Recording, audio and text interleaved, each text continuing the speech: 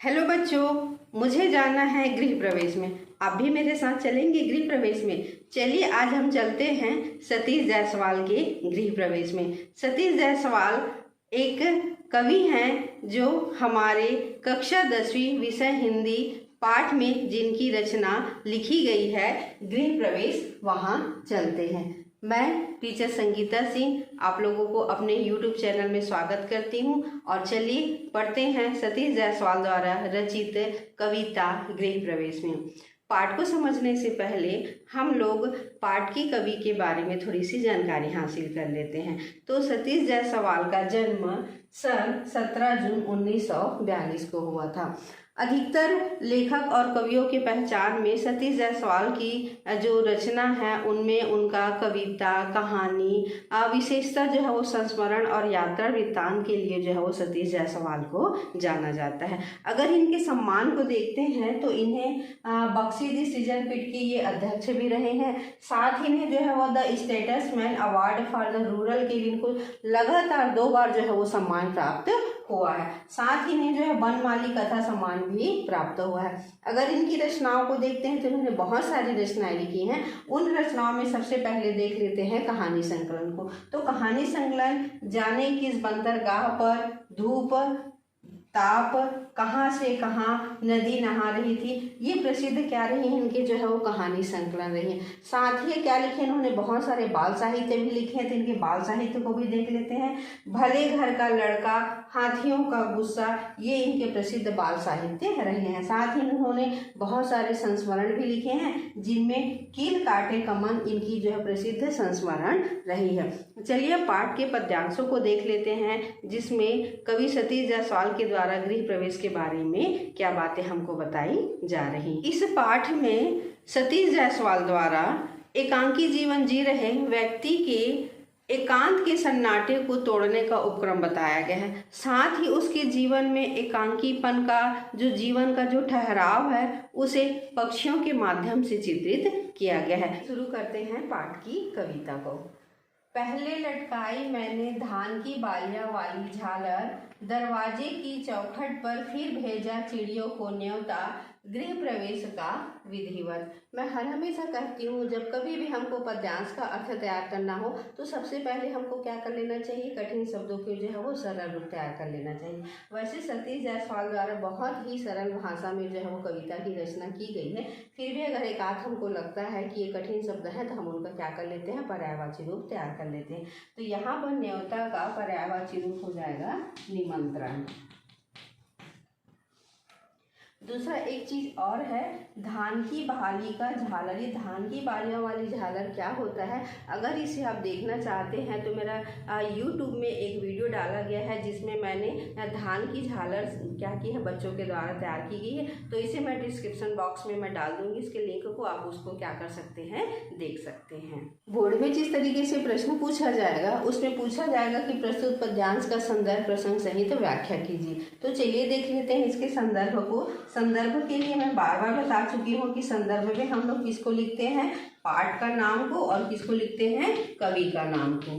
पाठ का नाम और कवि का नाम। तो यहाँ पे आप क्या क्या नाम लिखेंगे, यहाँ पे आप पाठ का नाम लिखेंगे गृह प्रवेश और कवि का क्या नाम लिखेंगे, सतीश जायसवाल को। उसके बाद हम लोग क्या लिखते हैं, प्रसंग लिखते हैं। तो प्रसंग में जो है वो किस बात को ध्यान में रख करके लिखते हैं कि इस कविता में जो है वो किसके बारे में जो है वो बताया गया है। तो इस कविता में किसके बारे में बताया गया है कि एक अकेले जीवन जी रहे व्यक्ति के एकांकीपन और अकेले जीवन जी रहे व्यक्तियों का चित्रण जो है वो पक्षियों का सहारा लेकर के किया गया है। अब देख लेते हैं इसकी व्याख्या को। यहाँ पर कवि कहते हैं कि जब मैं अकेलेपन से उब गया तब मैंने जो है वो पक्षियों का सहारा लिया और उसके लिए मैंने अपने दरवाजे की चौखट पर धान की बालियां वाली क्या लटकाया, झालर लगाया, जिससे आकर्षित होकर चिड़िया या पक्षी आने लगे। अब देख लेते हैं किसको, विशेष को देख लेते हैं। तो विशेष क्या है, छंद मुक्त कविता है, साथ ही भाषा सरल है, सहज है, माधुर्य गुण है और शांत रस का प्रयोग किया गया है। साथ ही जो है वो जीवन की संवेदना को भी बहुत ही सुंदर तरीके से सतीश जायसवाल के द्वारा प्रस्तुत किया गया है। देखते हैं सतीश जायसवाल जी क्या कहते हैं चिड़ियों ने भी न्योते को मान दिया, आई दाना चुगा और लौट गई बाहर ही बाहर दरवाजे से, वैसे समारोह के बाद जैसे लौटते हैं आमंत्रित अतिथि सभी। तो हर बार हमारा संदर्भ, प्रसंग और विशेष वही रहेगा, सिर्फ व्याख्या क्या होते जाएगा, बदलते जाएगा। सतीश जायसवाल कहते हैं कि जब मैंने दरवाजे की चौखट पर धान की बालियों वाली झालर लटकाई, तब चिड़िया आते और बाहर से ही दाना खाकर वापस चले जाते। उनका आवागमन ऐसे प्रतीत हो रहा था जैसे किसी समारोह में अतिथि आते हैं और खा पी कर चले जाते हैं। विशेष जैसा पहले बताई हूँ, शांत रस है, माधुर्य गुण है, सरल और सहज शब्दों का प्रयोग किया गया है, जीवन की संवेदना का प्रयोग किया गया है। डांस को देख लेते हैं। छूट गया घर सुने का सुना, पहले से भी वीराना, किसी रंग बिरंगे और उमंग भरे मेले से लौटने पर एक आदमी जैसे थका हारा और बिल्कुल अकेला। यहाँ पर कवि सतीश जायसवाल कहते हैं कि चिड़ियों के दाना चुगकर जाने के बाद घर क्या हो गया, सूना हो गया। सूना तो हुआ ही, साथ ही पहले से भी और क्या लगने लगा, वीराना जो है वो लगने लगा। और वीराना किस तरीके से लगने लगा, चिड़ियों की चहक खत्म होने पर जो शांति होती है वह ऐसे प्रतीत होती है मानो मेले से लौटने पर उसकी उमंग जो है वो खत्म हो जाती है, स्थल क्या हो जाते हैं, वीरान हो जाते हैं, और एक आदमी जो है वो थका हारा और अकेलापन महसूस करने लगता है। और विशेष को भी हम क्या लिखेंगे, जैसा पहले लिखे थे वैसा ही इसमें विशेष को भी लिखते हैं। चौथा, तब लटकाया मैंने एक आईना भीतर, अंतःपुर की दीवार पर, आईने के कांच में झांका तो एक से दो हुआ, संतोष हुआ अपने ही छाया ने समझाया, सूनापन कुछ तो दूर हुआ। यहाँ पर कवि सतीश जायसवाल कहते हैं कि घर की नीरवता को दूर करने के लिए मैंने एक घर के अंदर के कमरे में क्या लगाई, एक आईना लगाई। उस आईने के कांच में चिड़िया स्वयं को देखकर प्रसन्न हुई। मुझे आनंद प्राप्त हुआ कि चिड़ियों की चहक अब मेरे घर के अंदर पहुंच गई। आगे सतीश जायसवाल कहते हैं, ऐसे ही नींद में सपनों का साथ जुड़ जाएगा, धीरे धीरे घर भी घर हो जाएगा।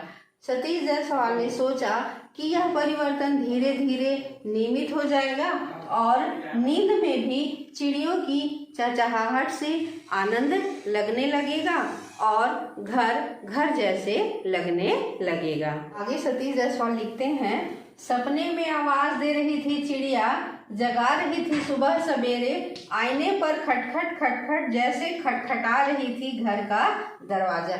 यहाँ पर कवि सतीश जायसवाल कहते हैं कि प्रातः काल चिड़िया आईने पर खटखट की आवाज कर रही थी। जब वह खटखट की आवाज कर रही थी तब ऐसा लग रहा था मानो वह दरवाजा खटखटाकर मुझे जगाने आई है। आगे सतीश जायसवाल क्या लिखते हैं देखते हैं। किसी अतिथि की तरह बाहर ही बाहर से नहीं लौटी इस बार चिड़िया। यहाँ पर कवि सतीश जायसवाल कहते हैं कि जब चिड़िया घर के अंदर आईना देखने के लिए आई तो वह घर की सदस्य बन गई और इस बार वह किसी अतिथि की तरह बाहर से ही नहीं लौटी। अंतिम में सतीश जायसवाल लिखते हैं, अब अंतःपुर में चिड़िया कांच के आईने में अपने को निहारती, श्रृंगार करती और एक घर सजाती। घर धीरे धीरे घर बन रहा था। यहाँ पर सतीश जायसवाल कहते हैं कि चिड़ियों का आगमन अब नियमित हो गया है और वह कांच के आईने में श्रृंगार करती हैं। उनके बार बार आवागमन से घर घर जैसा बनने लगा है और कवि का सूनापन दूर हो गया है। तो बच्चों, यह था सतीश जायसवाल का गृह प्रवेश। अगर आज आप लोगों को वीडियो पसंद आया होगा तो like, comment, share and subscribe कीजिएगा। साथ ही आप कभी गृह प्रवेश में गए हैं तो आपने कैसा अनुभव किया है उसको कमेंट सेक्शन में आप जरूर लिखिएगा और